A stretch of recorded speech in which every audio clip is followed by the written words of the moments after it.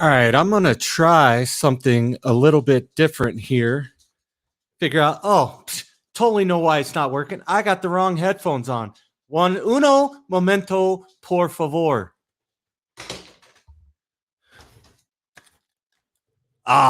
Much better. What a jackass I am. All right, so tonight's going to be a cool episode. In this particular one, we are going to talk with Marc Myrsell. Marc, please correct me when you come on. Anyways, do Bigfoots exist? What about up on Mount St. Helens? Marc's got the skinny on all of it. So let's do this. I'm going to bring Marc in here a little bit quicker than usual because I'm dying on the vine here. Just kidding. Anyways, so let's bring Marc in here. Everybody, welcome to the EarMob Podcast, my buddy Marc. Marc, how's it going, pal? Good, great. Thanks so much. So do Bigfoots exist? Is Sasquatch real? That's a question. I can tell you that I have a lot of friends out there who are concurrent Bigfoot researchers. I'm just the historical research guy. There are plenty more that I leave off to my friends to see if Bigfoot actually exists today.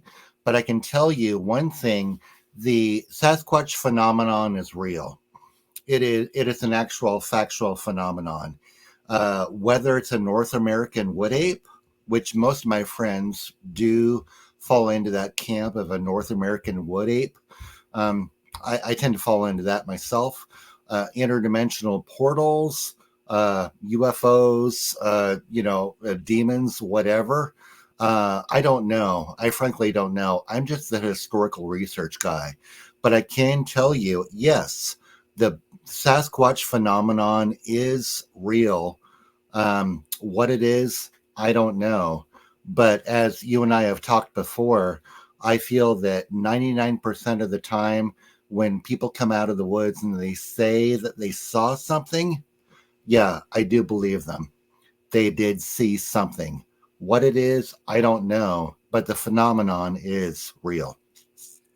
Yeah, it's so interesting. I've talked to people in the past about Bigfoot. I was actually talking to a couple that lives up in Washington, and you're in Washington, correct? Yeah, that's correct.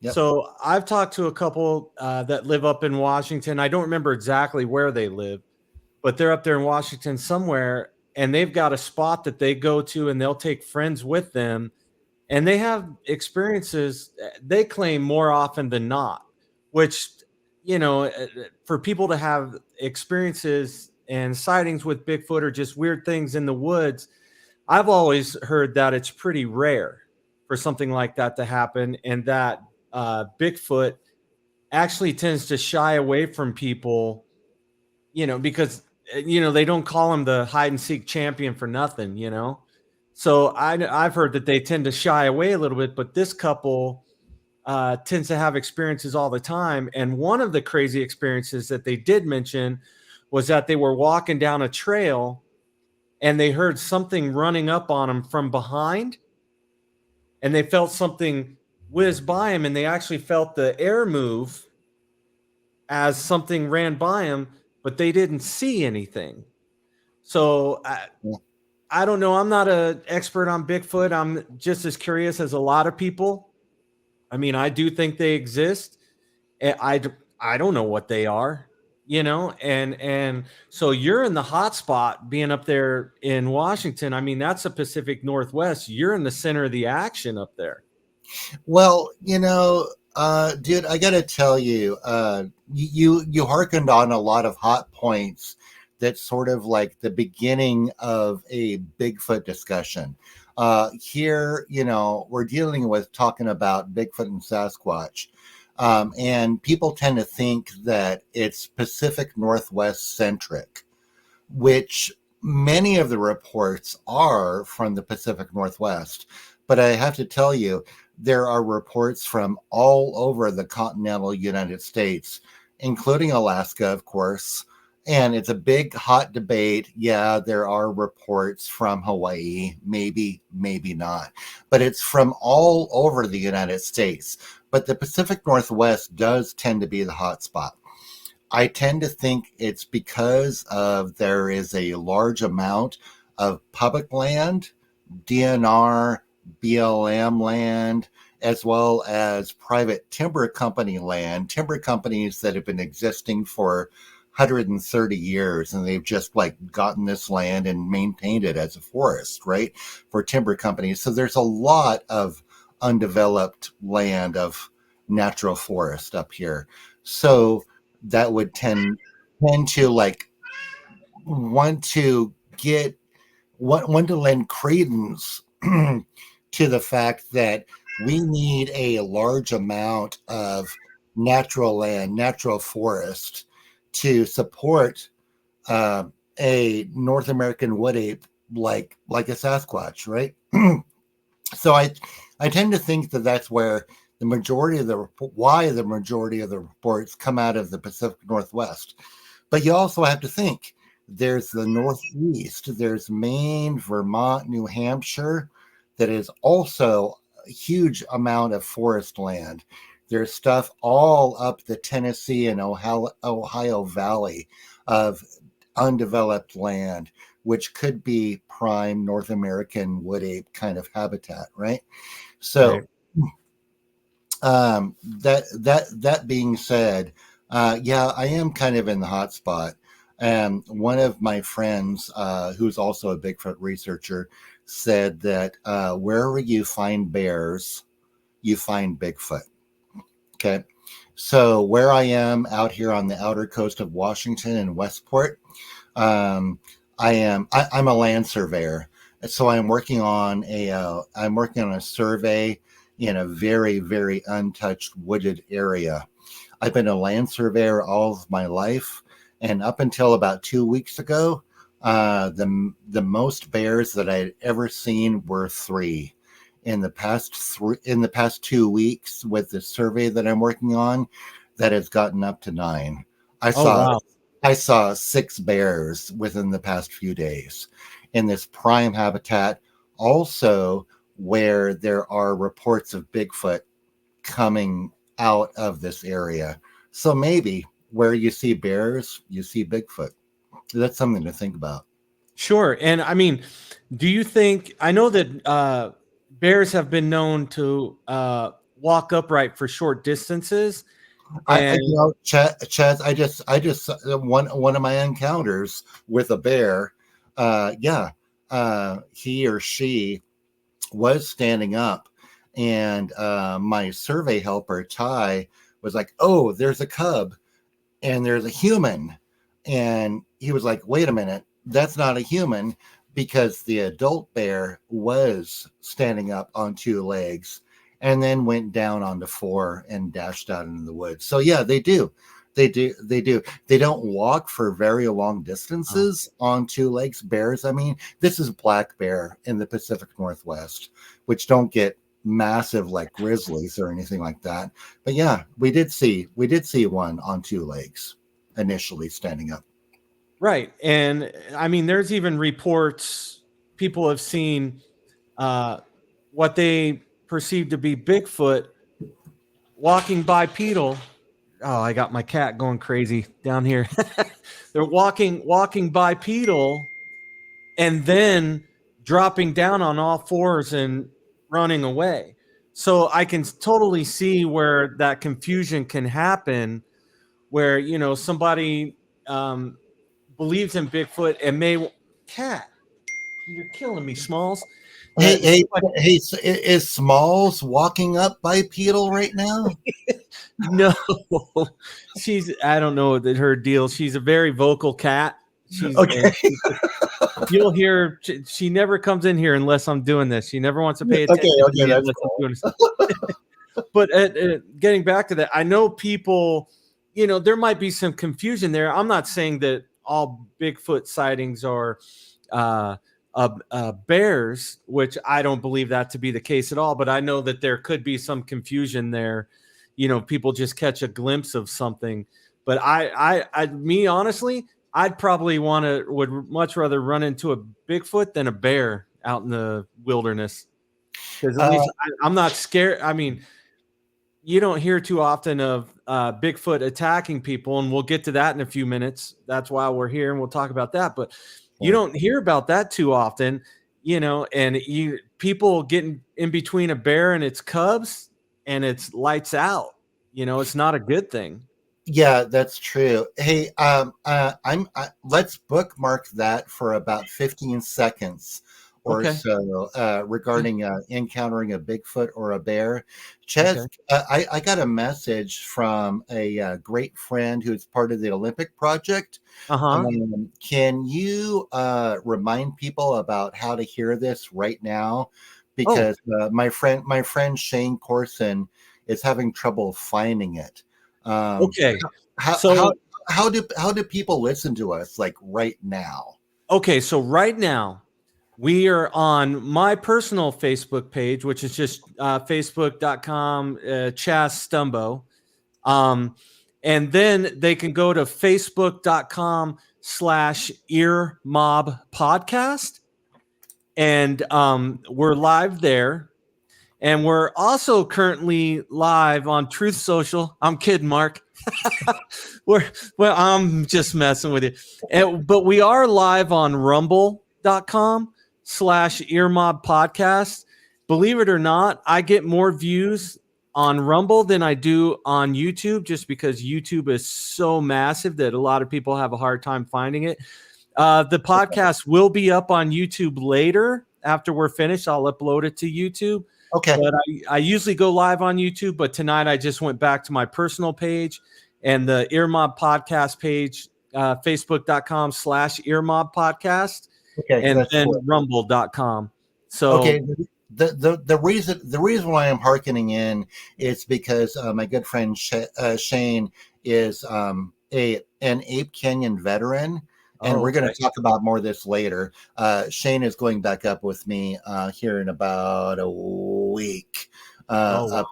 up to Ape Canyon. He just wanted to listen in to our chat tonight.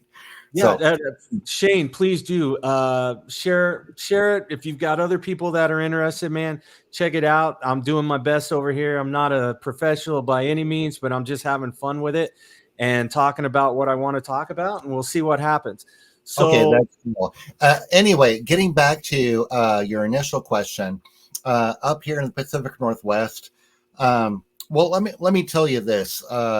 Southwest Washington is where I am, and brown bear, not so much. Black bear, as I just said, plenty, like a lot. right.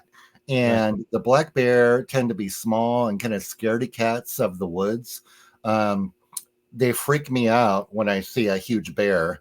Washington also is being known lately for grizzly bears, but grizzlies tend to be way, way up north by the Canadian border.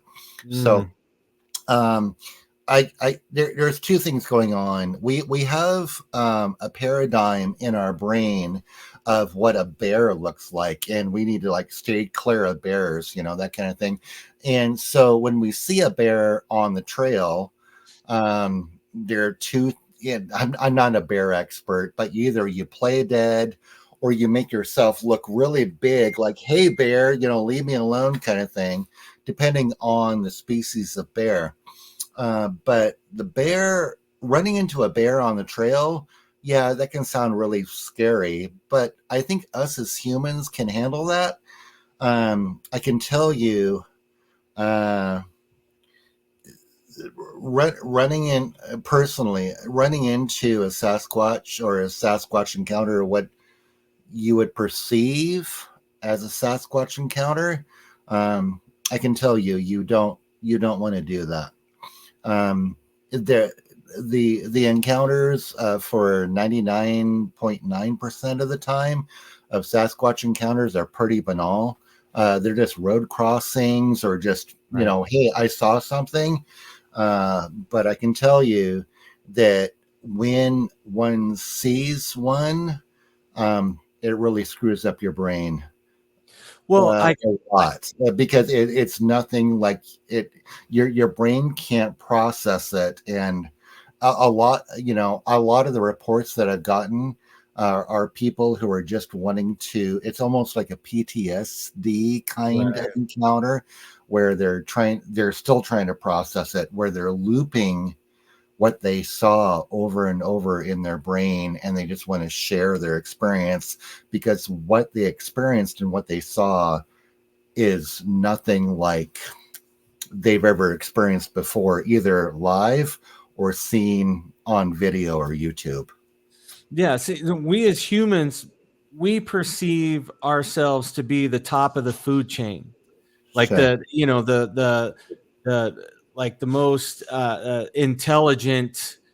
We just have this conceited view of ourselves, Right. and to see, you've heard stories, but that there's possibly something out in the wilderness that exists that we don't have one as far as we know. We don't have one in captivity. Nobody knows 100% sure whether it is what we think it is, because we don't really know what it is. We just, we have hypotheses and we have guesses to what it might be. But you're just la da da da da. I'm hiking through the woods. I'm doing my thing, and something crosses in front of you that you've heard stories about, but Right. you just have no idea, and you see it.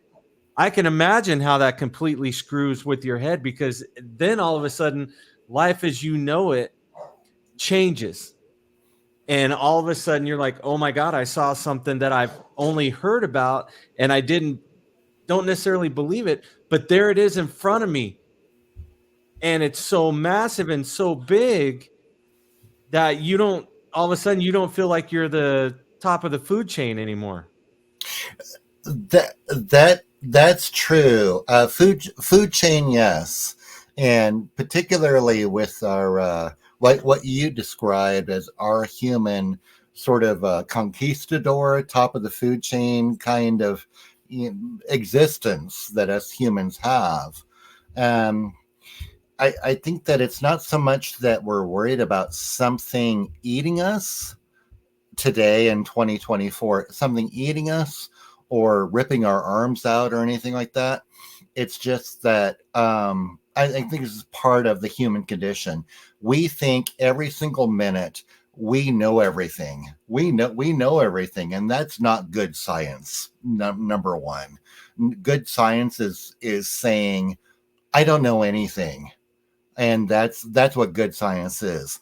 But when you think that you know everything and then you see something in front of you that you may not feel any kind of danger, it's not going to eat you, it's not going to rip your arms out, but you see something in front of you that doesn't fit your understanding of the world, and it moves differently, it looks differently. Suddenly it gets a worm in your brain. Suddenly it's like, wow, I just saw something for 5 seconds that doesn't fit my understanding of the world.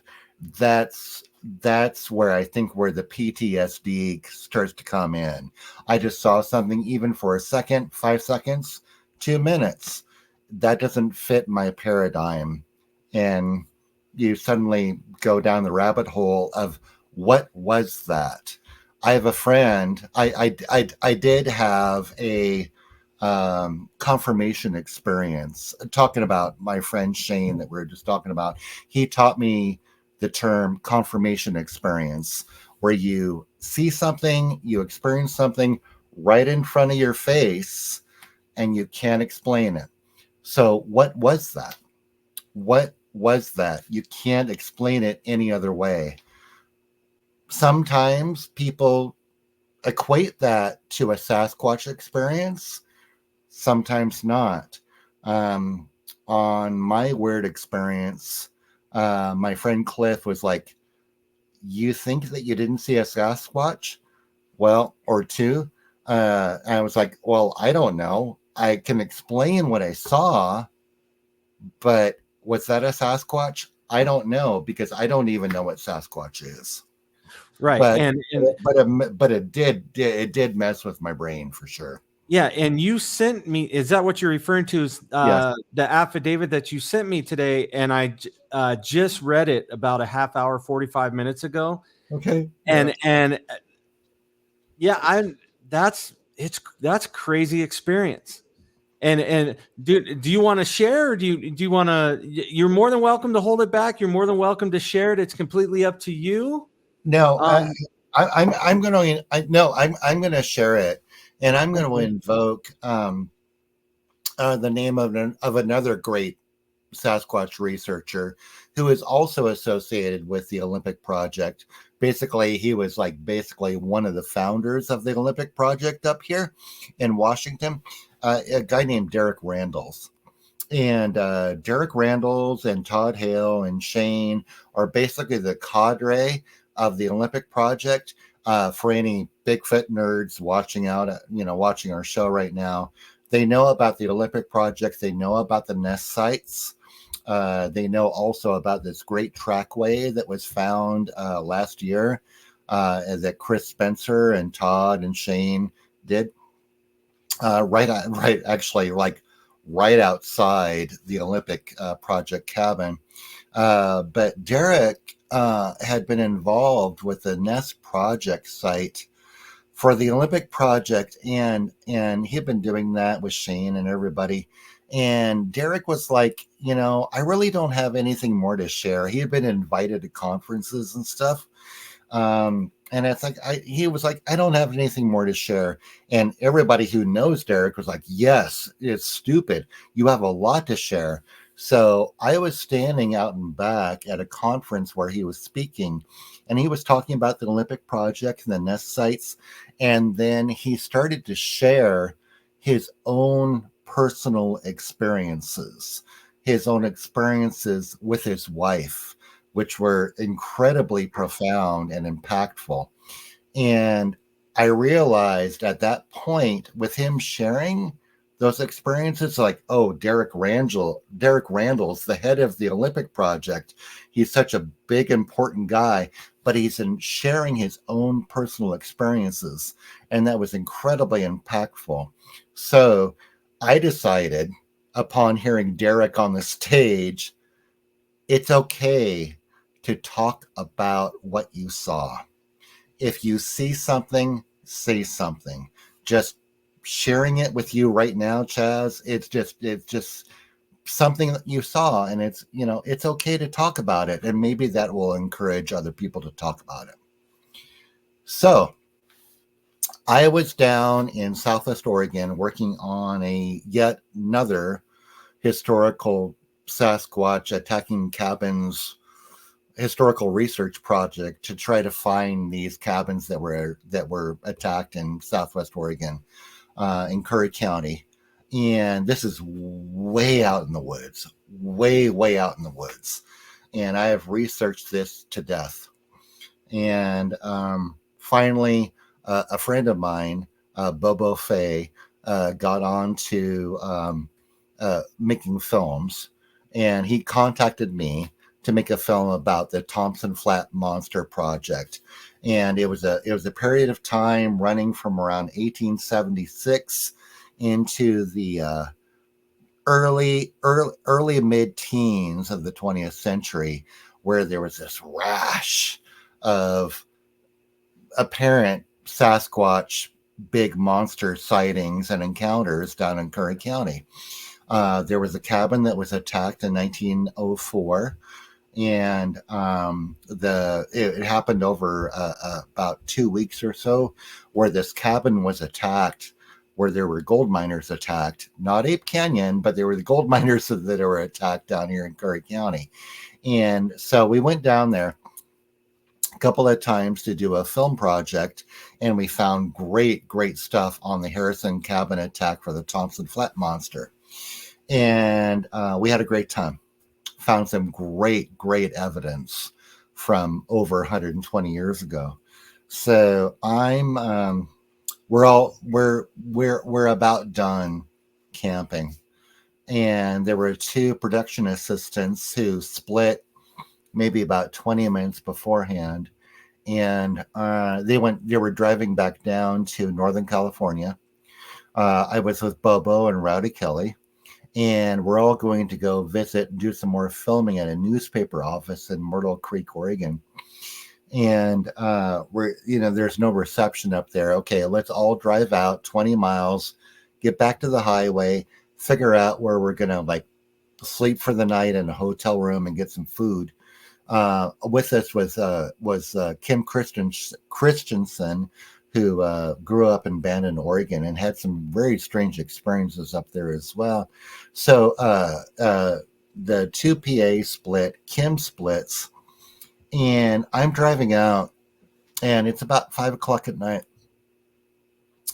and I'm about 5 miles from camp or so, and I see Kim parked along the side of the road, and I stop, and I'm like, "Are you okay?"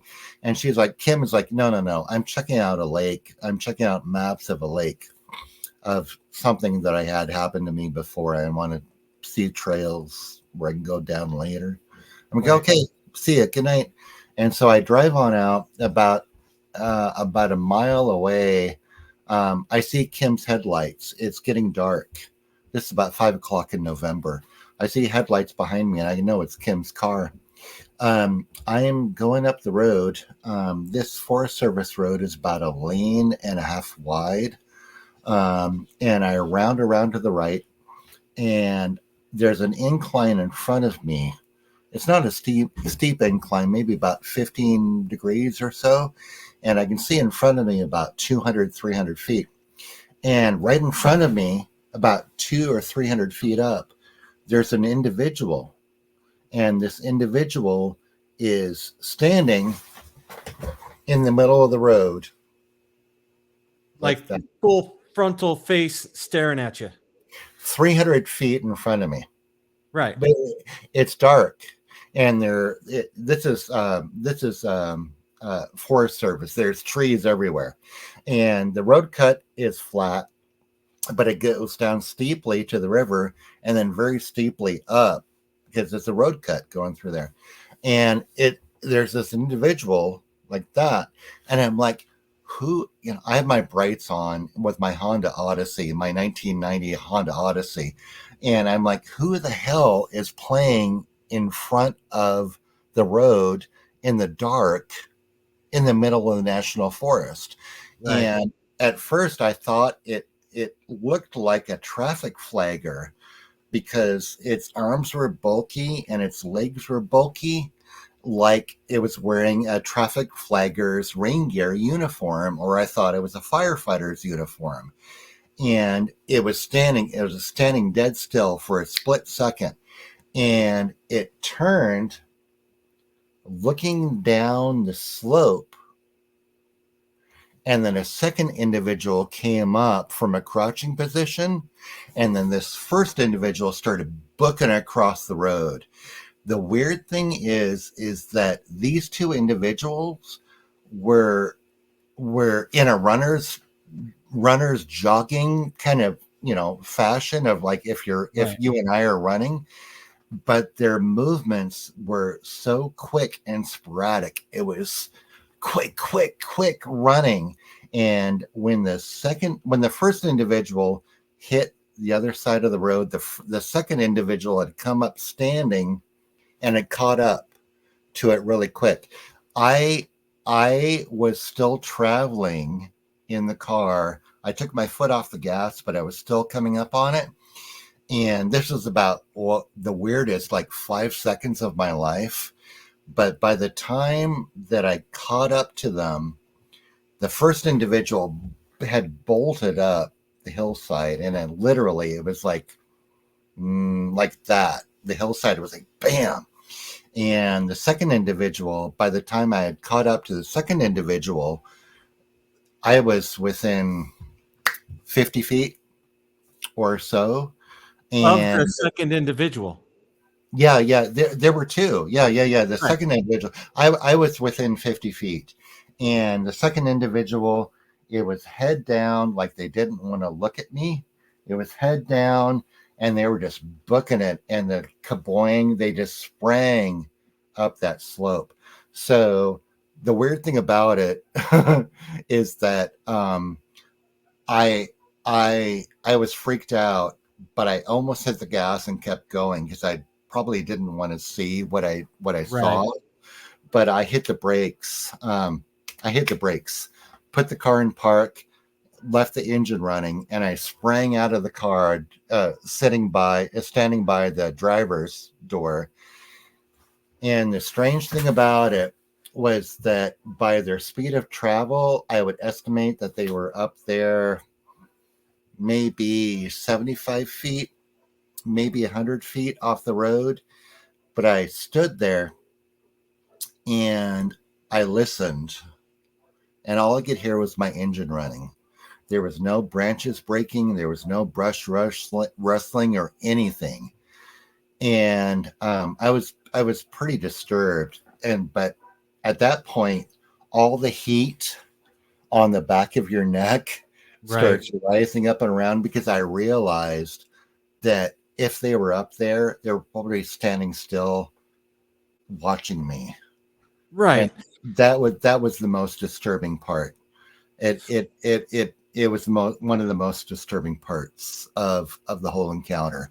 Kim, who was following me behind in her car, she stops.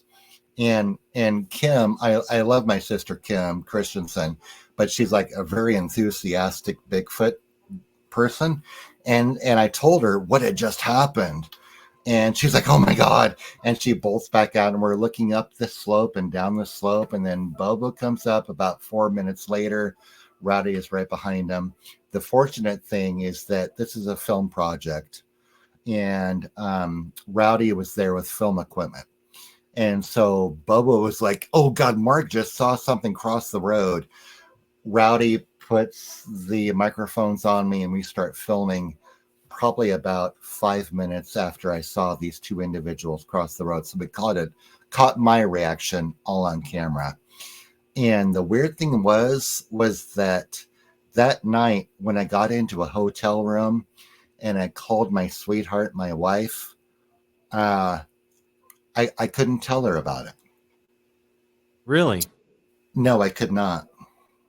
Um, I sketched everything out, Were but I those couldn't tell her about it. those sketches that you sent me, are those the actual sketches that you sketched out that night, or were Yeah, those you drew those yeah, later? that was no. Those were the sketches from that night. I stayed up till 1 or 2 in the morning sketching Wow. all that out.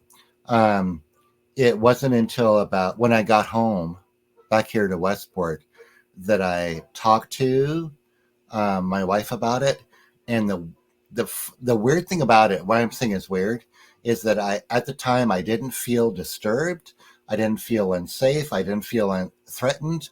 But 2 or 3 days later, when I talked to people about it, including my friend Shane, other people, 2 or 3, 4 days later, I couldn't get through the story without tears starting to stream out of my Sure. eyes, because it was what we were talking about earlier. It was that disturbing. I saw something that Yeah, tweaked my paradigm, yeah, and I didn't know you why. So it was like about a week or 2 weeks later. It was Thanksgiving, and family came, and I don't know who brought up the subject, but in front of my family, I started to tell the story in front of my extended family for Thanksgiving, and yeah, sure enough, I just started. I don't know why, but I started crying again. It was one of the most profound experiences of my life. do you think that the reason that it hit you so hard is because you believed that they were out there, but there was still that part going, well, I believe that they're out there, but I'm not sure if they are because I haven't had that experience. I've heard strange things in the woods, but Yeah, I haven't laid eyes on it. And then, I mean, you had the experience that so many people that are into Bigfoot, we'll go backseat drivers. We'll use that term. So many backseat drivers or couch commandos want to have that experience, but they don't quite make it out into the woods, or they're not in the right spots. And you're out there actively doing research and helping Bobo with this movie. And you've got Shane out there, and you've got Kim and Rocky. Was that his name? Rowdy. Rowdy. I'm sorry, Rowdy. My apologies. Rowdy Kelly is like integral for the. You were talking about Patterson Gimlin. He's Rowdy is integral with the Bluff Creek project, along with it as well. Okay. So yeah, I'm out there, and I was talking about Ape Canyon at a conference, and this young cat who was really enthusiastic. He was like, I don't know, about 8-9 years old, and he wanted me to talk about my encounter. Just asked me if I had ever seen anything weird in the woods, and I don't know how to tell you. There are a lot of people who want to go out and have this encounter and have this Sasquatch experience. Even though it's only 3 years old for me, right. I told this young guy, no, you don't. Maybe you do. Maybe you do. But no, I got to tell you right now, no, you don't. Because I've talked to other people who have had their encounters, and they want to be recorded, and I encourage them to be recorded, audio or video, to put down their report. Some people don't. They just want to share their experience. But I got to tell you right now, go see a bear. Go see bears out in the woods all the time, because right now I got to tell you, you don't want to see a Sasquatch out in the woods, because it's nothing like you've ever seen before. Right. Yeah, and because we don't really have a base of reference for what don't. It is. All we have are, eyewitness encounters, and you had mentioned in your affidavit that they weren't the normal color. Everybody associates Bigfoot with like a black or a brown or almost reddish hair on them, and what you saw was number D, none of the above. Right. The paradigm that you and I have, and a lot of people have, is what? Patterson Gimlin film. Right. This 6.5, 7 foot, 8 foot tall creature that looks black, maybe, reddish brown, maybe. No, right. This was, we went back the next day and retraced my steps, and Bobo was up there on the road where I saw it, and we measured Bobo and all that kind of jazz. And the first individual that I saw was about 6.5. The second one was maybe about 6. And what I saw was blonde, dirty yellow fur, and no hair around the face. No hair on the palms, but it was like dirty yellow. But the funny thing is that down at Thompson Flat, that's what the creatures were described back to the 1870s as being yellow or blonde in color for their hair. So it kind of, it was sort of in line historically regarding the previous reports. But yeah, what we know, what does Sasquatch look like? It looks like the Patterson Gimlin film, right? Loping, walking around, very swinging arms, swinging legs. No, what I saw was shorter than the Patterson Gimlin, and it was blonde and yellow, and they were just cooking. It was not slow walking. They were just hauling it. They were moving faster than any other creature I had ever seen. So did the movement look? You mentioned running. So did it look like I don't want to say a person running, but what you perceive when you hear someone describe somebody running, you have a certain visual in your head. You can imagine what it must look like. And you're describing running. Did their movements kind of fit what you would describe as actual running, or was there something unnatural about it? There was something very unnatural about it. I described, okay, well, Look, Chaz, I decided right about a week after, or a week and a half after my encounter, um, I decided to not uh, put my encounter into the regular, sorry, trash basket of a story of a tall tale. I was like, I'm gonna be a good guy and describe everything and attach, photos and sketches, and I'm gonna make out an affidavit. I can't advise everyone to do that, if because you don't want to put your name on this, but I was like, okay, I'm involved in the Bigfoot research community. I'm going to do the right thing, and I'm going to make out an affidavit about what I saw. And I got it notarized, and then spread it around to a couple of good friends.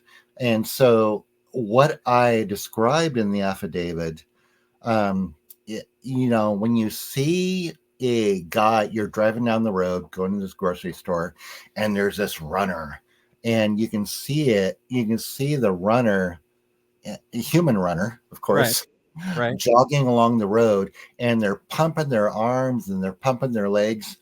It was sort of like that in that fashion, but you have to say speed that up about 3 times. It was like cook it. They were just moving so unnaturally, like I had never seen anything before in a human or on YouTube with a human. The way I described it, it for humans was, say, 4-year-olds or 5-year-old humans on the playground. I have 3 kids who Right. are now in their 20s, but I have 3 kids. And so it would be something like a game of chase, tag or hide and go seek. These young people, humans, they're running like crazy, seeing young people on the playground. It looked like that. Or you would see insects, like seeing a dragonfly vibrate and Oh, take off, or a housefly. It was not the movement of a dragonfly or a housefly or any kind of insect, but it was that quick. It was that super quick. Man, they came up, or the second individual that I saw came up from the slope, hit the road, and then bam. And they were gone. It was amazing and disturbing because I have never seen anything look like that or move like that. okay. Okay. Well, you mentioned that you got out of the car's running, you're looking up the slope, and you're not hearing any movement or anything. And what's going through your mind is that they're 75 to 100 feet up this slope, but you're not hearing any movement, and your truck is running. So you're sitting there. Do you think it's possible that they might have actually not been as far away as you perceive them to be, what you were hoping them to be, or what you were thinking them to be? Do you think they were actually much closer? And because you didn't have a light shining up the hill, they could have maybe been 25 feet away from you and just standing still. And because it's getting dark, your eye, there's plenty of, it's getting dark. So maybe you just didn't see them, even though they're a lighter color, and they should have stood out compared to everything else around them. Do you think it's possible that they were a lot closer and you just didn't see them and they were Well, just standing still? okay, yeah, two things. By the time I was standing up there, uh, out of my car, mind you, Chaz, it's not a truck. It was a Oh, it's okay. a I'm sorry. it's a crappy 1991 Odyssey, Honda Odyssey, Right. like, station wagon. Okay. I don't have a truck. Okay. So what I'm trying to say is my engine is relatively quiet. Um, but I do want to say one thing, harkening back on to my experiences over the past couple of weeks here in the Pacific Northwest. Black bear, I haven't had a lot of experiences with black bear, but black bear up here are incredibly quiet. Right. I did not hear those. They were right in front of me. Those black bear a week ago were like 100 feet away from me. I did not hear them coming up out of the brush, hitting that gravel road right in front of me. I didn't hear them until I saw them. They're incredibly, incredibly quiet. Again, what some friends tell me, where there are a bear, there are a Bigfoot. So who knows? The two individuals that I saw, if you do want to call them Sasquatch, they could have similar attributes for the way that they travel. You know, you and I are going to go through the woods up there and we're going to make a lot of noise. I'm pretty big. I'm like 6.5 feet tall or more. And Right. I make a lot of noise when I'm going through the woods. People, individuals, animals going through the woods, yeah, they can be a lot more quiet. So I don't know, maybe they were right there, like 10 feet away from me, maybe not. But I got to tell you, by the time Rowdy came up and slapped the microphone on top of me and started shooting film, Kim and Bobo and I were standing on the edge of the road, and Rowdy was up there with his camera and a big, gorgeous light. And he was scanning along it while he was filming. There was a road, ditch, and then going up, and there was this big hunk of a rock escarpment, this exposed rock. It was maybe the rock was about 10 or 12 feet tall of exposed rock. And then there was a bit of a ledge at the top of the rock. We all saw it at the same time. There was this massive scrape about the size of my hand, maybe 4 inches wide or so. At the top of the rock ledge, there was this massive scrape. And this was right where I saw the two individuals go up the slope. It was either as if a hand or a foot tried to gain traction at the top of that rock ledge, and the detritus moss slipped and made it wet, very, very fresh and exposed. Rowdy saw it, I saw it, everyone saw it at the exact same time, right when those two individuals went up. And it was as if these one perhaps of the individuals had tried to get traction and slipped, kept on going. The next day, we went up above that, maybe 100 feet off the road or so. It was not, the impressions that we found were nothing worth casting, but we did find some interesting impressions that seemed to be fresh. And I believe in that affidavit that you sent me, there's actually a photo or two of those impressions that you guys saw.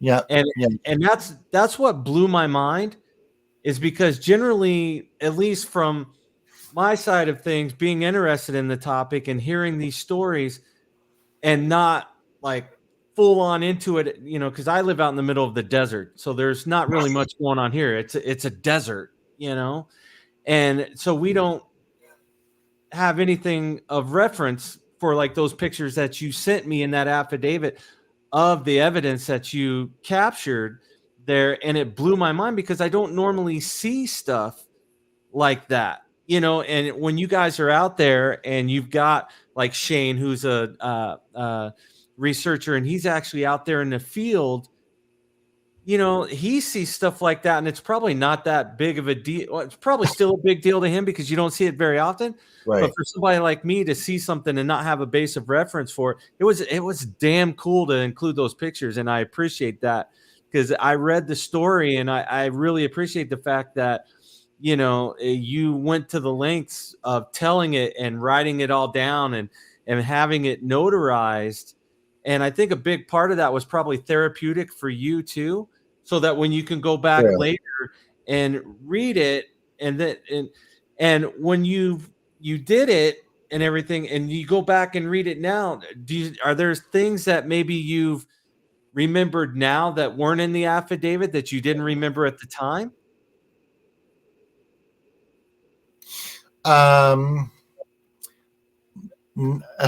Not yet.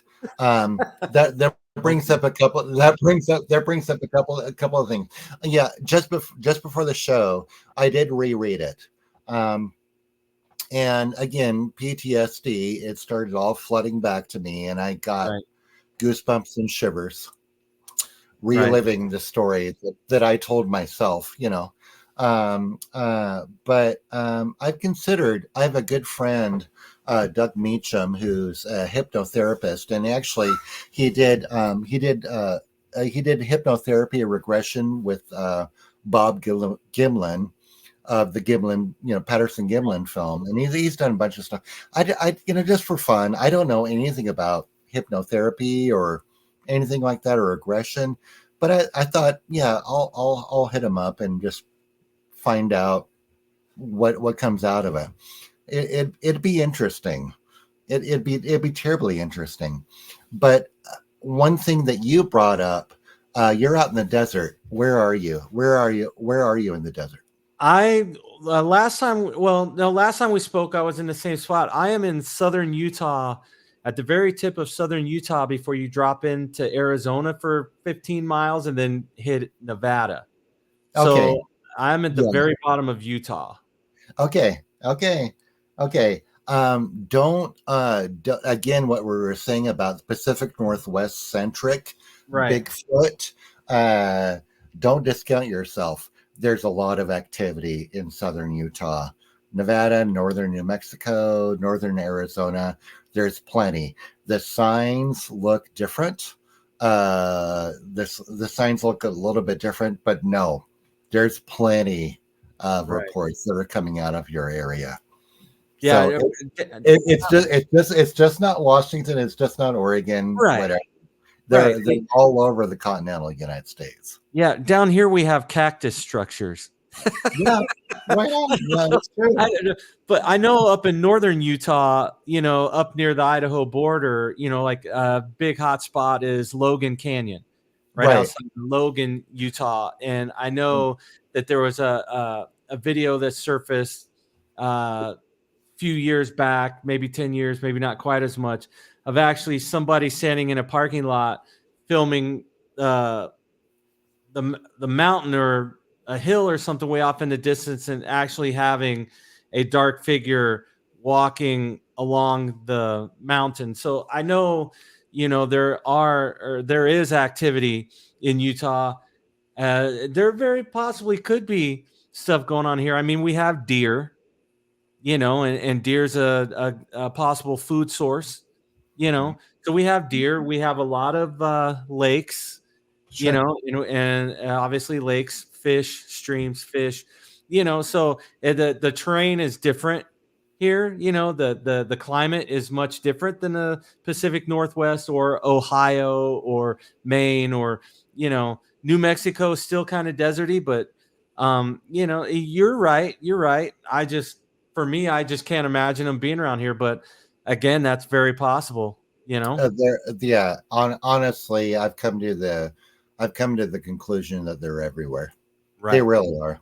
Yep, you bet. So, don't. The thing is that there's plenty of stuff to see on the internet, right? And it can just make you blind and deaf after a while. You can't check out everything. You can't discredit everything. You can't support everything. The main thing that I advise everybody is make your project your own.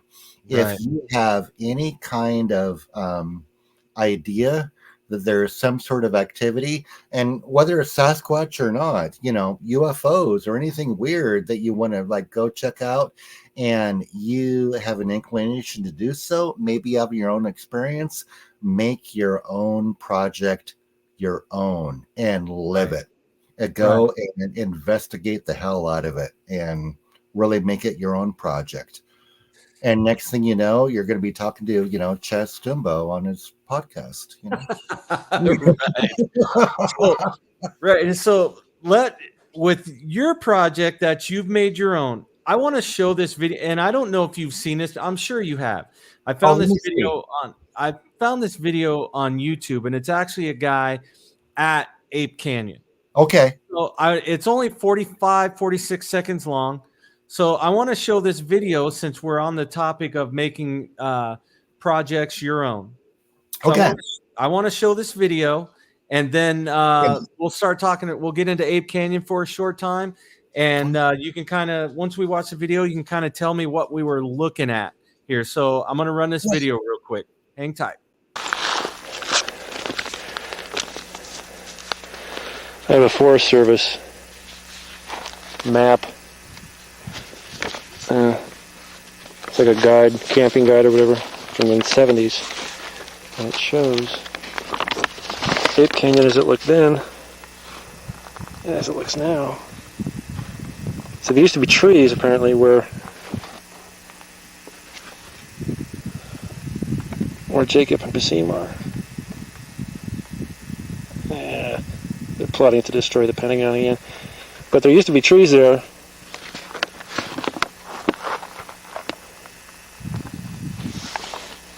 Yeah, it hasn't changed much.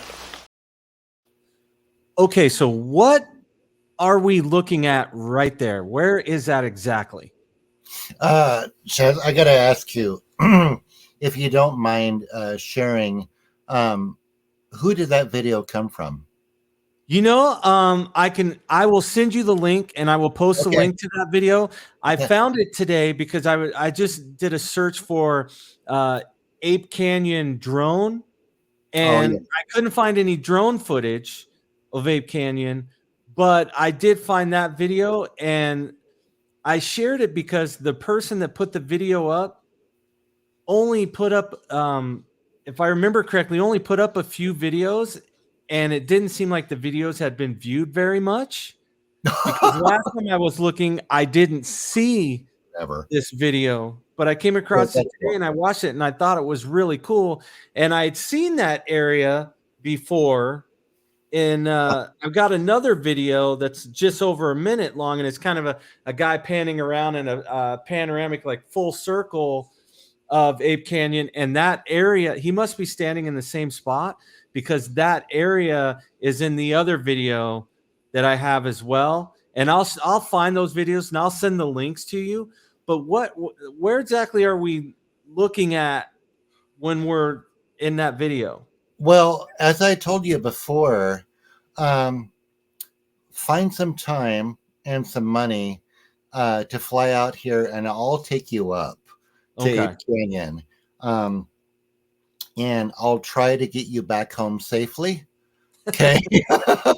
But no, what you do, fingers crossed. What one does today is you park on the south side of the mountain at the Ape Canyon trailhead, and it's about 5.5, 6 miles up. And what we just saw in this video is when you're at the very, very top of where you're looking at the head of Ape Canyon looking east. So the trail is coming up northerly, and you get to the very top of Ape Canyon for that keyway that you're looking through the rocks, and it heads off east to Smith Creek. That's Ape Canyon proper. That's the most west side of the canyon. Where the Ape Canyon incident took place in 1924 is up over the butte about 400 or 500 feet, and then you go down. If you keep on going down about 1,000 feet along the butte, you're going to be on the left-hand side or the north side of that keyway of Ape Canyon. That's where the miners built their cabin and built their mine in order to get gold out of it for the period of about 2 years or so. They had been prospecting since 1918, heading up the Lewis River east of Woodland. And around 1922, about 2 years before the Ape Canyon incident, that's where they established their mine and started boring into the mountain. Again, going up Pumice Butte, going down about 1,000 feet, and that's where they started boring in. I've been fortunate enough to be in contact with descendants of the original family members of the miners, and also some of the forest rangers as well. And they've given me a lot of information. I was able to interview Rod Beck, Fred Beck's grandson. Rod Beck told me that in the very early 70s, he visited the mine, and he told me it went back about 75 feet or so. This is you know what, man? This has been a tremendous Ape Canyon year over the past 6 months. It's been a tremendous Ape Canyon year. I have gotten recent photos from family members that have never been seen before, that a family member gave to me to share. I can't share them now with you, but these are clear photos of a week after the attack. I mean, literally taken a week after the attack. The other thing that happened is that last August, family members that I helped guide them down to the cabin site, they found the mine. They found the Vanderbilt mine. They found the Ape Canyon mine. Shane, Corson, they were talking about before, Shane and I were literally standing 50 feet away from the top of the mine, but we were gutless and didn't go down far enough. But these guys, the Mitchell family, who are the great-grandsons of the youngest of the original miners, they found the mine last August. They found the mine. They found the mine that's been lost for decades. So that's part of the trip that I'm going to be doing here in about a week, is to go back down to the cabin site, go and investigate the mine. This has been a huge Ape Canyon year, man. I saw you had posted 2 videos on Facebook. Oh, yeah. And you had found some artifacts, and you had posted up there that you think you had found the original cabin site. And so I watched those videos, and then I noticed here, Jared Mitchell says, "Hey, Mark, we just got back from our trip and have some new pictures for you." So I guess Jared's got some stuff for you. So look for that. And Shane's on their comment. Shane says one cannot fly drones out there. So that's why you keep shaking your head no. So thank you, Shane, for watching. Thank you for commenting. I appreciate it. I thought it would be so cool to fly drones there, but obviously you can't. Is that a national park? It's a Gifford Pinchot National Park / Mount St. Helens volcanic monument thing. Right. A national monument is a little bit different than a national park, much less different than a national forest thing, but they are very, very restrictive on flying drones up there. So a friend of mine who is also an archaeologist for a different national park is working on trying to get us permission for next week. You need a 30-day advance notice, but there could be a chance that we may be able to do it legally, because I need it, frankly. Right. Right. Because one of my gigs, one of my projects this next week or so is because I want to get down into the bottom of the canyon, right below the cabin and mine site. This is like a 200 or 300 foot drop. I want to get down into the bottom of the canyon, directly below the cabin and mine, metal detector work, to see if anything fell off. You also have to remember that in 1950, there's a great story. Well, sorry, not so great story, but a skier went lost in 1950. His name was Joseph Carter, who disappeared down on May 30th in 1950, down in the bottom of Ape Canyon. He was never found. And so there may be something that my metal detector can find. If I could have a drone that can fly in front of me before I set up ropes to go down to the bottom of the canyon, that'd be super. So we have a good friend, Cindy, who's working on maybe a drone permit for us. Yeah, I believe that may be what Jared is talking about, because he says that when the winds died down, was about an hour there yesterday. That would have been good because maybe it wasn't so windy. And then Shane says that not legally. I'm assuming they're talking about drones. And then Jared said, we are working with the Forestry Service in this project, and I believe they are going to permit it. So that would be good, because I was looking for the footage and I had no idea that you weren't legally allowed to fly a drone there. So that explains why I couldn't find any. You cannot. Since I have to give some creds to Jared and Jake and Braden. Those are the guys I was talking about, the Mitchell family. They are the great grandsons of Leroy Perry Smith, the youngest of the original Ape Canyon miners, and they're the dudes who are directly related to the original miners, and these are the guys that found the mine. They're going to be joining us this week on the 100th anniversary on July the 10th to go up there and just have some fun and check it out, and maybe we're going to find something else. But we are working with the Gifford Pinchot National Forest Service, right? Where that I've had a great contact with a good friend, Scott Kimmery, who's in contact with the head archaeologist for the Forest Service. So if we can't do anything this trip, the head archaeologist and I are going to be going up there in September and October. And I can't dig, but the head archaeologist for the Forest Service, he can dig. And so that's where we're going to probably doing this fall. Okay, dude, that's I know. It's exciting. It's crazy, man. Oh, man. Exciting, man. Yeah. Because who knows what we're going to find? Right. And I mean, with the any type of metal artifact, chances are you're going to find something. I mean, you have found some artifacts already. Yeah, right. And you found the original cabin site. In 2013, we found the foundation of the cabin.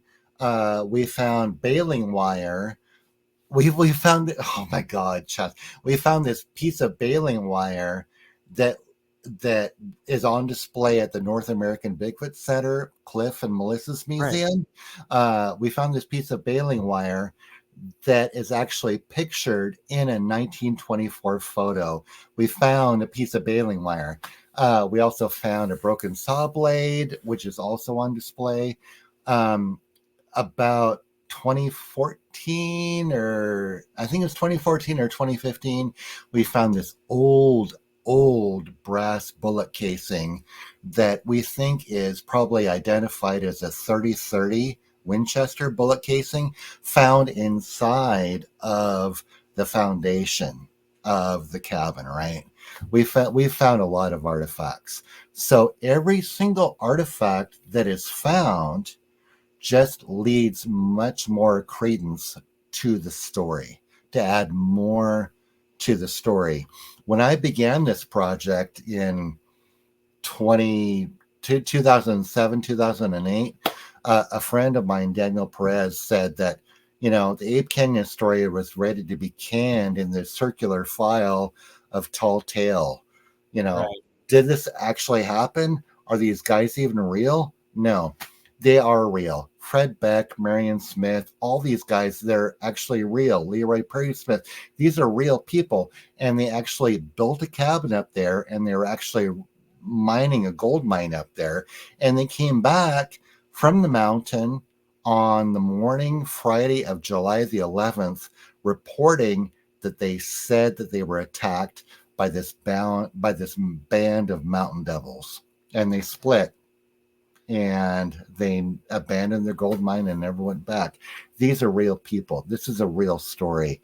What really happened, I don't know, but the evidence seems to support it. So we're just out there looking for more evidence of the story. Okay, so they were up there. How long were they up there before this incident happened? Do we have an idea? Yeah. I mean, you have an idea. No, you bet. No, I know. It's not an idea. I know.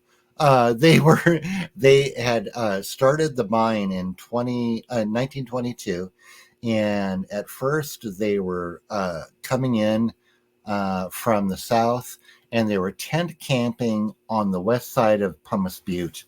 I'm going to put up my hands like that. So Ape Canyon's down here. This is Pumice Butte. They were tent camping down here right off the trail. And since 1922, they were going up Pumice Butte, down Pumice Butte, down to the cabin. At around the end of the year, end of the working year of 1923, they were like, yeah, let's stop tent camping. Let's build a cabin right close to the mine that they had established. And we could have a good cabin, 10 by 20, and we can keep our food, we can keep our stores in there. And when they returned, actually right about now, 100 years ago, that's what they did. They went down and they built a cabin. I'm going to estimate late May, maybe first, second week of June. They built a 10 by 20 foot cabin and worked the mine at the same time until they were run off on the night of July the 10th. The thing is, by the Mountain Devils. The thing is about this story is that Fred Beck reported, and also Marion Smith reported as well, that they were getting nuggets and good assays. They actually assayed the mine to see how much gold per ton they were getting out of this. And apparently the assays were good. I actually have a lead on a record of actually the gold assays from this mine, from the National Mint Archives. So I'm tracking that down. But they said the assays were good.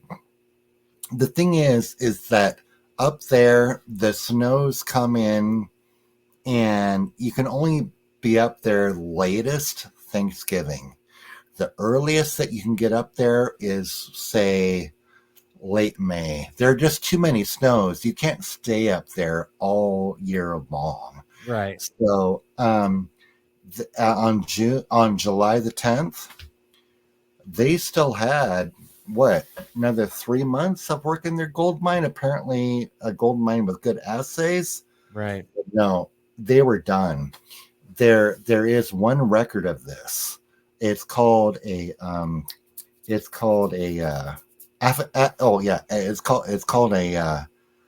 golly, I can't remember it now.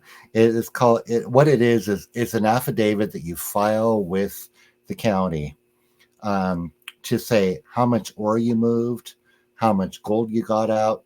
It's an affidavit, and that affidavit was filed in Skamania County, and it said Fred Beck testified that all work was completed on July the 10th. That was the night of the attack. They had another 3 months worth of work. They had another 3 months of good weather. They could have kept on working their mine, but they were like, no, we're out of here on July the 10th. And that was it. Well, what caused them to be attacked? You tell me. Well, I mean, you talked about it last time, but not everybody would know exactly what was going on. And I feel bad because we're kind of drudging on something that you've talked about a million times. So I'm just asking for like a quick 2 or 3 minute thing on it, and that's probably impossible because you are the man. You Oh, are like shut an up. encyclopedia. No. Yeah, The we're Ape talking about 2 or 3 hours. But Right. actually, we're about on 100th anniversary, just before July the 4th. Just before the July the 4th, they had really gotten their cabin together. And Marion Smith and Fred Beck had gone from the cabin a little bit up the hill and down to the spring where they had collected water. And sure enough, yeah, there was this big creature looking out from behind a tree.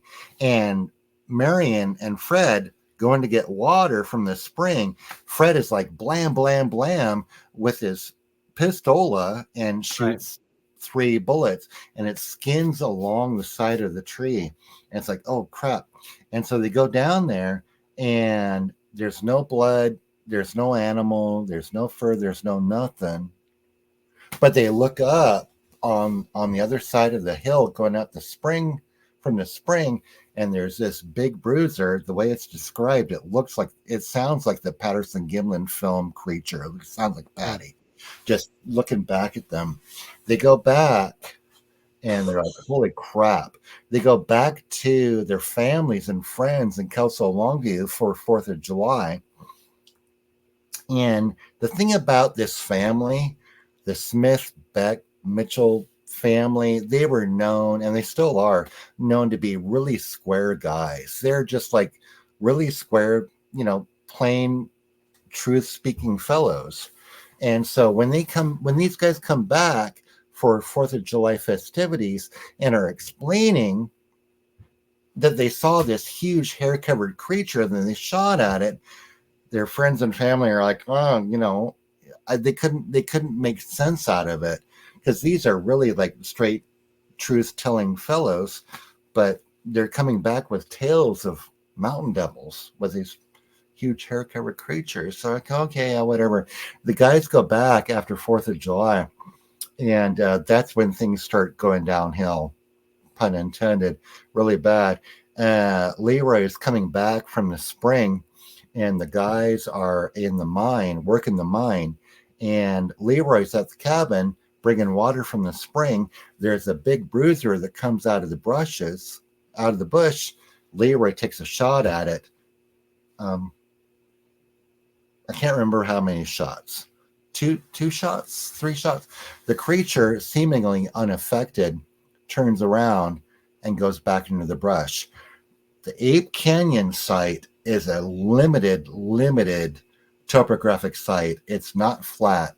It's kind of like this, and then you have big steep going down. It's a very limited site. So I think that Leroy was probably only within about 50 feet, 75 feet of this creature, taking shots in, and the creature turns around and splits. Thursday, July the 10th, Leroy is unfortunately coming back from the mine again, and at this point, it was later in the evening. All the guys are in the cabin. Leroy takes a shot. The guys in the cabin hear it. They come boiling out of the cabin, and blam, blam, blam, they see this creature. Marion Smith, Leroy's dad, estimated that 16 rounds went into this creature, not point blank, but 50, 75 feet away.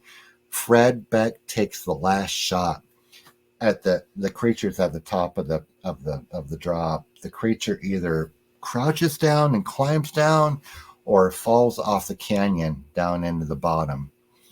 And these guys are like, let's get the hell out of here. We're going to be leaving in the morning. This is enough. I don't care how much gold is in here. Let's get the hell out of here. The sun was dropping down, and there's this big bash onto the side of the cabin, knocks out one of the split chinkings, and the guys look out and they see 6 or 7 of these creatures dancing around in the moonlight. I'm going to estimate, given up there around July the 10th, it must have been like 9:30, 9, where they could still see something or ish or so. Right. and they just start blasting through the roof. These creatures are up on top of the roof. They're trying to dig underneath the cabin. They're throwing huge boulders. The guys inside, the humans inside, are trying to build up this huge fire. Please leave us alone. Leave us alone. We'll leave you alone, and everything will be okay in the morning. And this goes on all night. These creatures apparently trying to get in. My opinion is that if there was an 800-pound creature times 7 trying to get into that cabin, they would have gotten into that cabin. Yeah. But I think that they were just trying to like scare them off like permanently. So dawn breaks and everything's quiet, and the guys go outside, and there are these large footprints all around the cabin. There are these stones, softball-sized stones all around. Everything's torn up, and they're like, let's grab your tobacco, grab your guns, and let's get the hell out of here. And they went back along the trail, 6 miles back to Spirit Lake, to have their first encounter with Bill Welch, the head Forest Service ranger up there. Told him the story, and then the news spread like wildfire. And that's how we know Ape Canyon today. Yeah, I can't even imagine being out in the middle of nowhere and having something like that happen. And again, just like your experience, they had no base of reference for what was going on. No, because Bigfoot no, wasn't even. It was an unknown at that point. Marion Smith did say that he had heard old stories from other prospectors up there, other mountain men, if you will, of stories of a hair-covered large human, hominin up there. Other stories from First Nations as well. Which is a whole nother history. We'll have to get into that later. Sure. But yeah, Marion Smith had heard stories up there, because at the point, Marion Smith was not a spring chicken. When the Ape Canyon attack happened, I believe Marion was like 64. He was older than me, but he was made of tougher stuff than me. But sure. he had been around in the mountains for a very, very long time. These guys had hunted and fished and been all over and seen everything there was to see up on the mountain. But what they saw, what they heard those previous 2 years, and what they had seen that year, they couldn't explain it. They got the hell out of there, and for the most part, they never went back. Right, and that was my next question, was if they had ever gone back. And I think you had told me before that a couple of them had gone back, but they didn't stick around long enough. And so let's fast forward to 2013, when you found the foundation of the cabin. Right. And so you are a land surveyor, so that those certain set of skills you possess in that aspect, not a lot of other researchers possess those skills. So they're kind of at a disadvantage for finding something that used to be there a long time ago, that, they're not going to notice the things that you notice when you're looking at something. Well, I mean, yeah, I as they say, when you say I'm trying to be humble and not mean to brag, yeah, I'm not trying to be humble, and I am bragging. I'm a good I'm a good finder. I'm a really good finder. My dad was a land surveyor like a long time before I was born, and I was raised with my dad, and I'm a land surveyor now. Land surveying is taking to get on a 2-minute diatribe.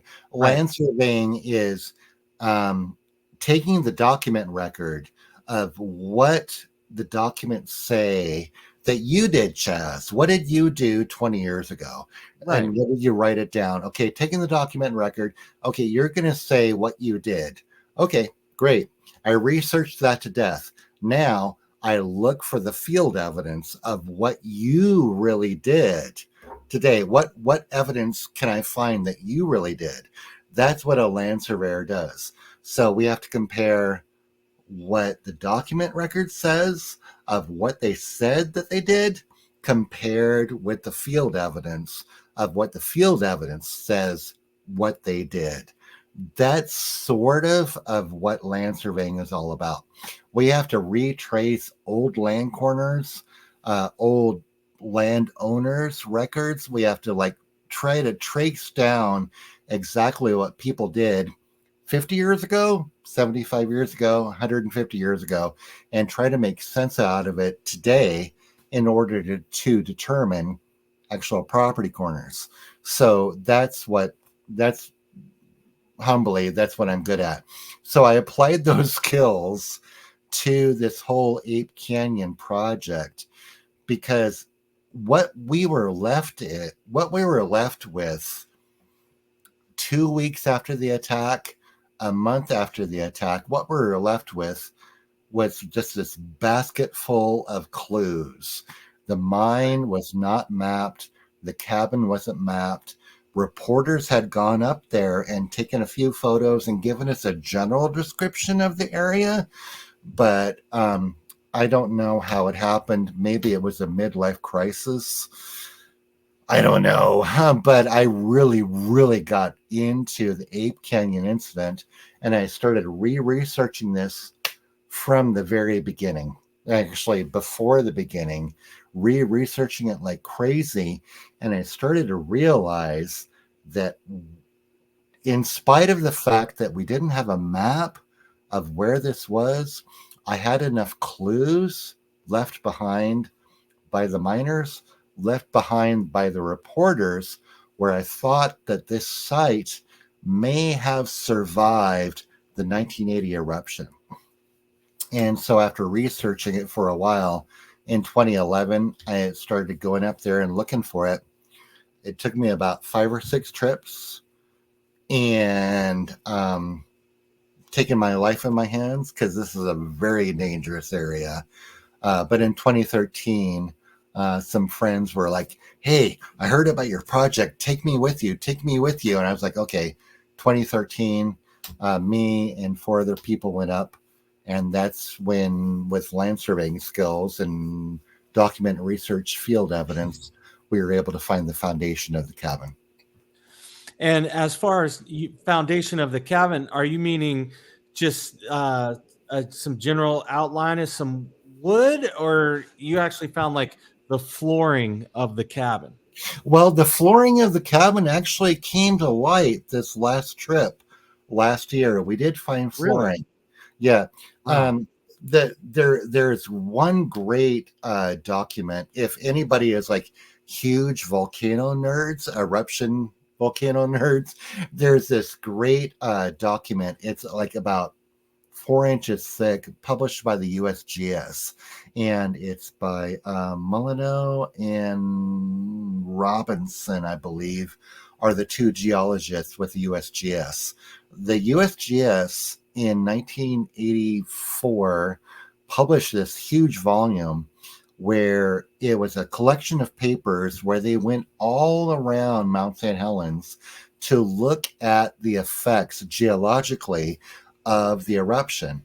Fortunately, one of the areas of study was Pumice Butte and Ape Canyon. And so what these geologists told me is that the mountain blows up like this, and the mountain at this point, it was in 1980 May, it was flowing down 60 miles an hour with mud flows, headed down like crazy, hits the plains of Abraham. The mud flows splash up Pumice Butte, and then gravity takes it down, and those mud flows go down into the muddy, go down Ape Canyon, go down to another canyon. What I'm trying to say is those mud flows went up Pumice Butte, but went down. It spared the east side of Pumice Butte, where the Ape Canyon cabin was. These guys, these geologists, went up to Pumice Butte and went down.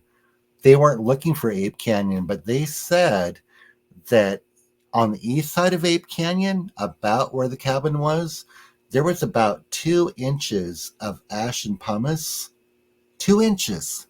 Right. When you get down to natural ground prior to the eruption. Okay.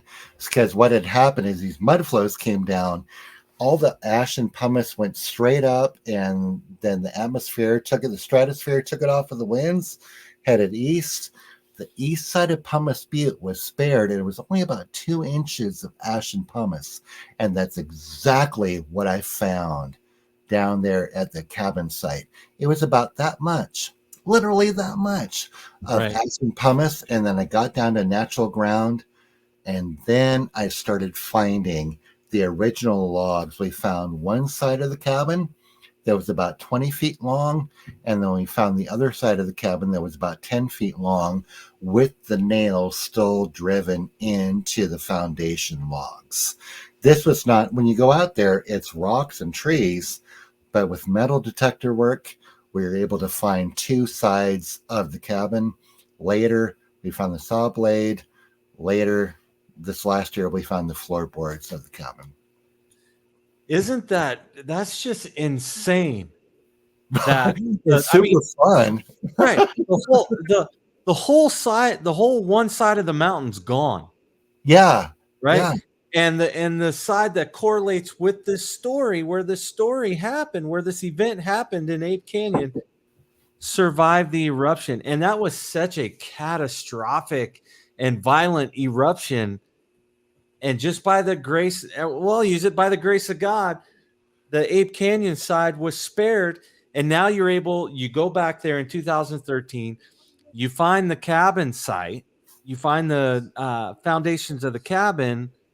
So when they went back, your friends went back and actually found the mine. How far is the mine from the foundation of the cabin? I got to say, horizontally, it's not that far, maybe 30, 40 feet. Vertically, yeah, you're going back down maybe 60, 80 feet, about 80 feet.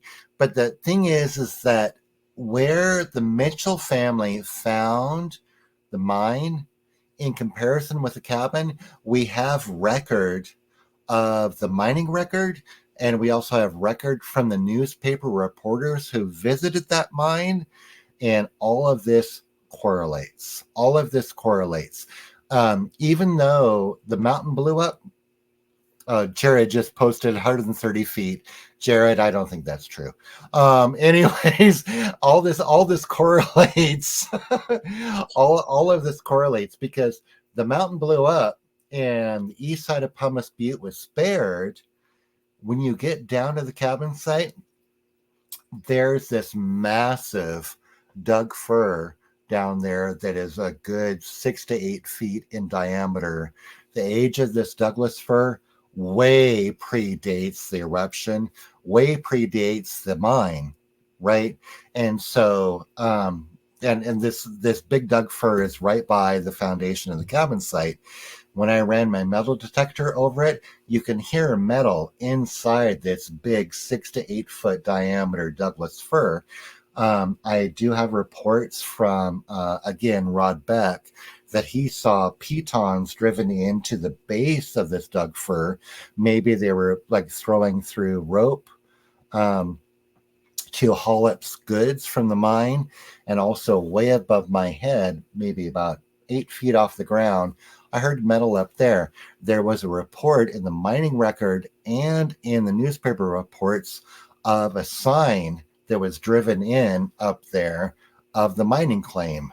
This is the Vendor White mine, scram. This is our mine, leave us alone, kind of thing.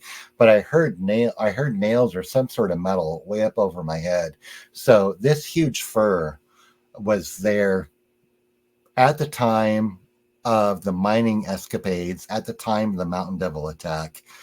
And what I'm trying to say, Jay, is that all this fits together. We have the mine. We have this big Doug fir with metal driven into it. The Mitchells have the mine.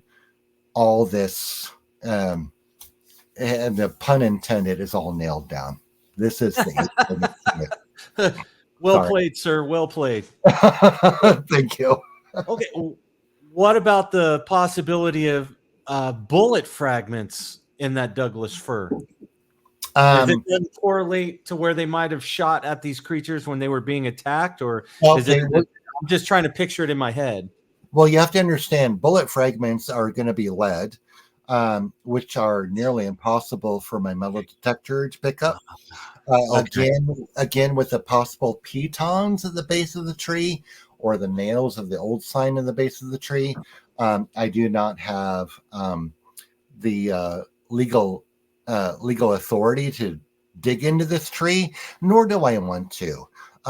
This tree is right on the edge of the cliff. If a wind blows this tree down, sure enough, I'm going to be talking to the National Forest Service to cut into this tree and get some artifacts out of it. But right now, I don't want to damage the tree. Mind you, going back, my good friend Brad did find a bullet casing, a 30-30, that was right inside of the cabin foundation. It was one. If we could get more that's inside the box of the foundation, that's going to give us a lot more credence to the story.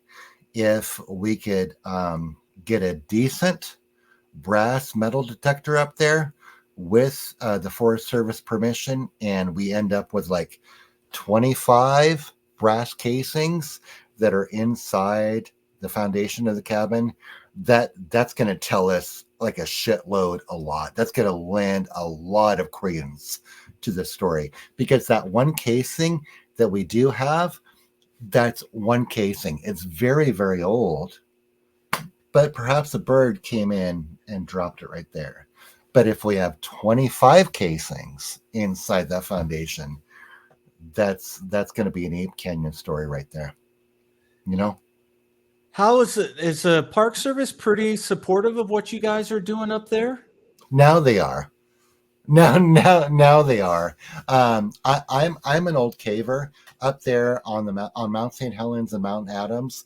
That's lava tube country, and I've been caving up there since like 1986 or so. An old caver named Jim Nealand became the head of the volcanic monument, Mount St. Helens Volcanic Monument. Jim's now passed, I understand, but he was an old friend of mine. I talked to him about it. And the thing is that the Ape Canyon site is designated as a National Historic Site. It was designated around 1978, 1979, even though they didn't know where the Ape Canyon site was. It was designated so that when it was found, it would be automatically an historic site that would be preserved, right? So the previous archaeologist, a guy named Rick McClure, I worked with him, and he was like, "Oh God, it sounds like you found it."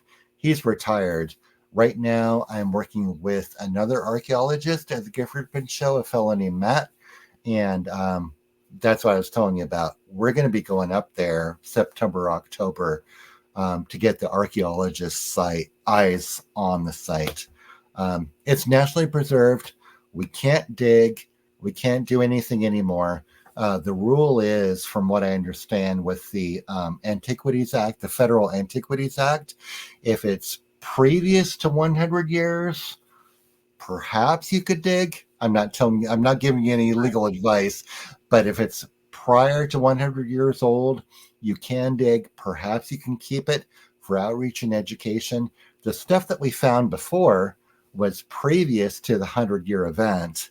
So now it's used for outreach and education at the North American Bigfoot Center. That's where it's on display. But right now in 2024, we're over the 100-year mark. So I can't dig anymore. So right. That's why I need the archaeologists up there to help me out. Wow. And the fact that just because of this story, they designated it, they had the wherewithal to protect it. Yeah, they did. Yeah, they did. Wild. That is wild. It is, man. Why do we preserve the pyramids? Why do we preserve Stonehenge? Why do we preserve Monticello? Right? It's because these areas, these sites, give us a touchstone. You and me going and standing right there, and it's like, oh my God, I'm at the site of the Battle of Gettysburg, and I'm living it. It's a touchstone, right? So you walk up the trail today. You look at Ape Canyon, it's like, man, these are where the miners were attacked in July the 10th, 1924. This is an important historic site. And now that the cabin's been found, we know exactly where they were attacked. Thanks to Sandy Moyer a few months ago, we have hot photos that were taken a week after the attack. Wow. Yeah, we have it, man. We have it. Thanks to me and the Mitchell family, man. So you've been doing all of this research and everything, and I'm sure you've got file cabinets full of stuff. I've seen you before, and you've had this. I saw pictures, and you had this like a folder or something, and I mean, it was just crazy how much stuff was in here. Have you create? I apologize, I'm not aware. Have you done a book or anything? Well, I'm working on the big Ape Canyon book, which deserves it. Right. There's this little zine. Maybe I sent it to you, or I need to send it to you. There's this little 30-page zine called Mountain Devil. But I'm working on the big Ape Canyon book, which is floating around 200 pages or so. I swear to God, I am almost done, ready to send it off to my publisher. But I have Chaz, you and I, look into weird old stories. And then we see this newspaper article from 1895, 1900 of something weird. And they're like, oh, well, yeah, that's proof of something weird that happened 100 years ago. No, it's not proof. Every single newspaper headline from 100 years ago, 120 years ago, needs hard second line research. Really dig into it. Everybody that's noted in that newspaper article, track them down. Track their family members down. Track down the reporter who reported that 100 years ago. What were they doing? What was the newspaper doing? Really, really, really dig into that article 120 years ago, 80 years ago, 200 years ago. There are so many historical reports that need a hard research on. And I'm going to be dead before all that's done. So that's up to you, Chaz. That's up to anybody who's interested in historical research of the unexplained. As John Fort said, high strangeness. All of this needs to be researched like crazy, because all of this got in the newspapers one way or another. They need a third hard look at it. That's what I've done for Ape Canyon. That's what I've done for Thompson Flat. That's what I've been doing for the Five Fights incident in 1968, 1969. These things need a good hard second look at it. And it just takes grinding through the newspaper and trying to track down these family members and talking to them about it. Having been up there all these times, have you ever had, I think you had mentioned this to me in the past, but have you ever had anything weird happen up there that you can't explain while you've been up there researching? Up at St. Helens? Yeah, you bet. Yes. Odd thing is that it happened on 2013. When you found, was it the trip you found the cabin site? Same trip. Same trip. Yeah. You want to talk about it? Yeah, it was a trip, man. Hi, I'm Mark. I found the cabin site. Then something weird happened. Yeah, right. There were 5 of us up there at the time, and there were 5 miners up there at the time in 2024. And I was like in my tent, and I was chewing on some nuts. It was late at night. I was chewing on some nuts, and I can't. There's this one. One of my molars broke on one of the nuts, and I cracked a tooth. And the weird thing is that Fred Beck, in his book, I Fought the Ape Man in Mount St. Helens, said that he broke a tooth that year or two and then begged Marion Smith to take him back to the dentist. So I broke a tooth and I was like, oh shit, Jesus, this is weird. So we found the cabin site and we're back up at camp, this big butte. And this big flat butte, it's a bit of a basin and then it goes up to the mountain like bam. We're only about a mile from the mountain. And Ben was up there. And Ben was like, shut up, shut up, shut up. The sun's going down that Saturday night, right after we found the cabin. And he's like, come here, come here, come here. Listen, we go up to the edge of the butte. So draw up to the mountain. And 5 of us, we could all hear it. And I swear to God, it sounded exactly like Ron Moorhead Sierra sounds. It was this howling, chatter, howling sound. And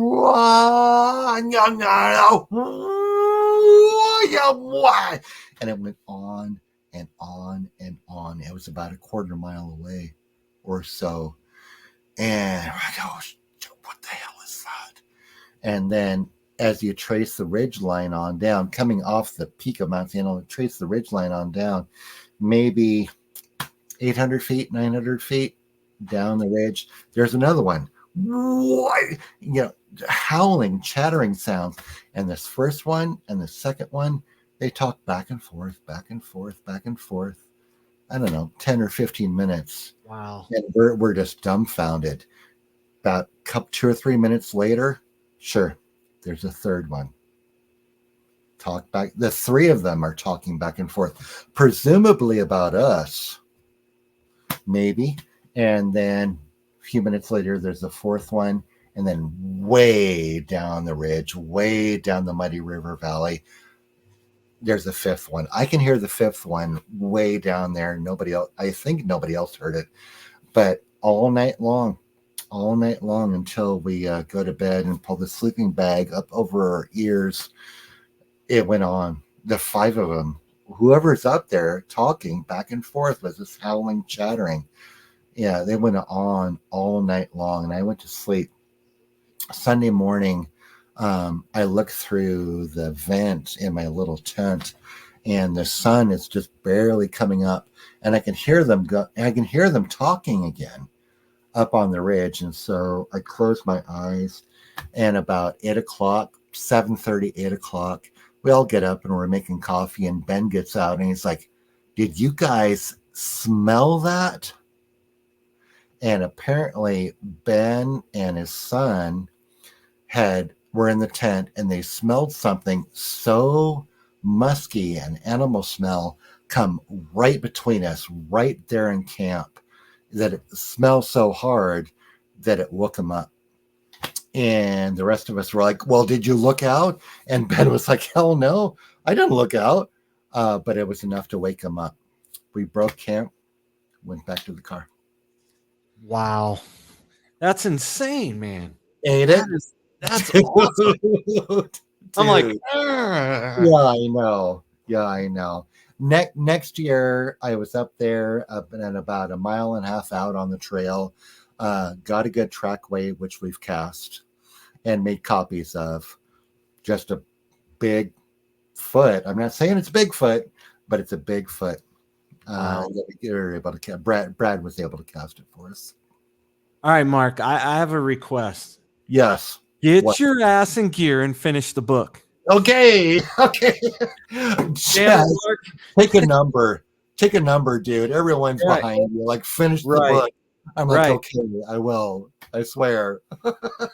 So, dude, we've been going for almost 2 hours. Yeah. So I don't want to keep you much longer because it's Sunday night, and we're you're an hour earlier than I am, but okay. Dude, I can't thank you enough for coming back on. Anytime, dude. Anytime. Dude, this interview is, I listened to the original one a couple of weeks ago. I still have it. It's up on Rumble. I put it up on Rumble. Okay, cool. I gotta say, I have enjoyed myself much more face to face. This is great. And I can't thank you enough. I really can't, because this story fascinates me, and to have you on here talk about this stuff. And I used to live in Oregon. We talked about that last time, and I always wanted to go out, but never went out. Just life gets in the way. And now I'm here, and with life and everything else, it's hard to break away and do stuff like this. So I'm living vicariously through you. Yeah, as we talked about before, I kind of have an idea about where you are, but I mean, it's like 16 hours to get to my house in Vancouver, Right. man.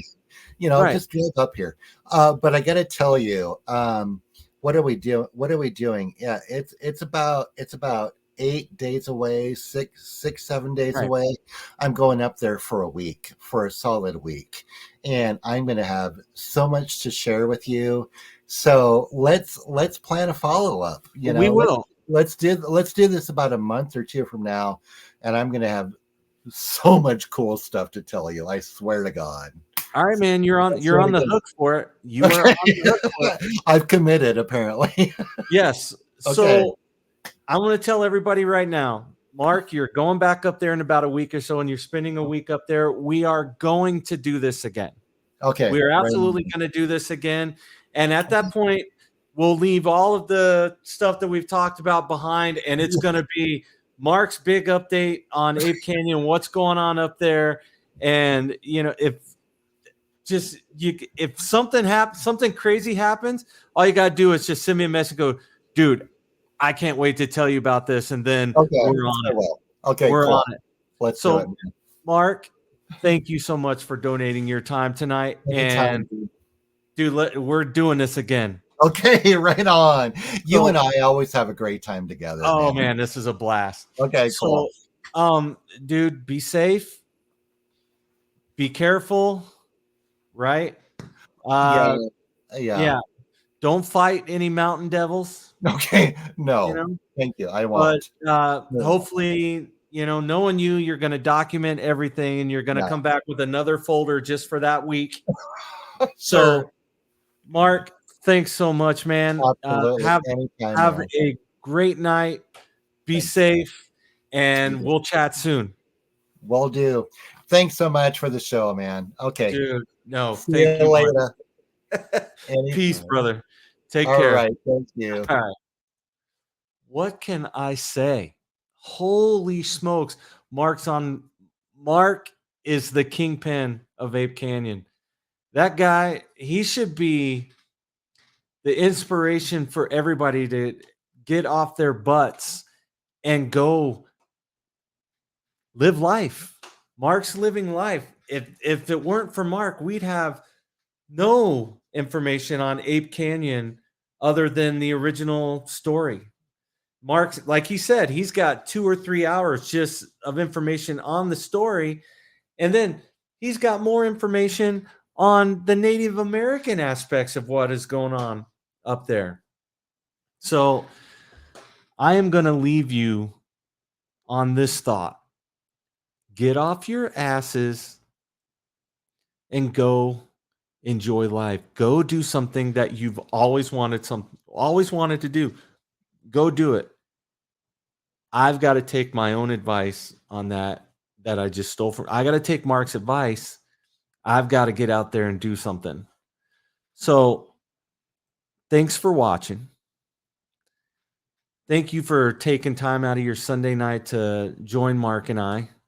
And if you're watching this on a repeat, thank you for watching the show. Again, I do it. It's live on Facebook. We didn't go live on YouTube tonight, but it will be up on YouTube shortly. We're live on Rumble. You can find me on Facebook, facebook.com/EarMob Podcast, or you can find me, friend me on Facebook under my name, Chaz Stumbo. Thank you again. Follow the show. Shane or Jared, if you guys want to come on and chat, man, I'd love to talk to you guys. So I'm extending that offer to you guys. Thank you again for coming on. I appreciate it. Everybody have a good night and have a pleasant tomorrow. Until next time, peace.